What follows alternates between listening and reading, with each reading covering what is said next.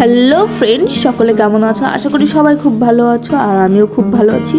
খুব না, খুব ভালো আছি, কারণ আমার মনটা আজ খুব খুশি খুশি, কারণ এই শীতে প্রথমবার আজকে খেজুরের রস খেতে যাচ্ছি। সকাল সকাল ভাই গেছে রস আনতে, মানে রস নিয়ে চলে এসছে। এই দেখো কত সুন্দর ঠান্ডা ঠান্ডা খেজুরের রস। তো এইবার শীতে কে কে খেজুরের রস খেয়েছো আমাকে কমেন্ট করে জানিও।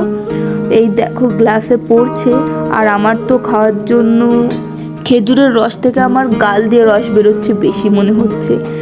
আর আমি তো অপেক্ষাই করতে পারছি না, তো আমি এক গ্লাস নিয়ে নিয়েছি।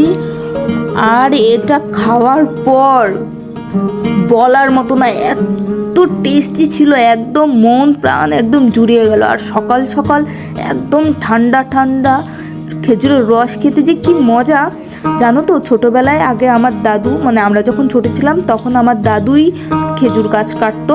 তো খেজুরের রস আমাদের বাড়িতে রোজ থাকতো, আর রোজ সকালবেলা উঠে আমাদের একটাই ইচ্ছা থাকতো, যেটা সকালবেলা উঠে ঠান্ডা ঠান্ডা এক গ্লাস খেজুরের রস খাবো। তো এক গ্লাস খেয়ে আমার হয়নি, তাই আমি আরও এক গ্লাস খাচ্ছি।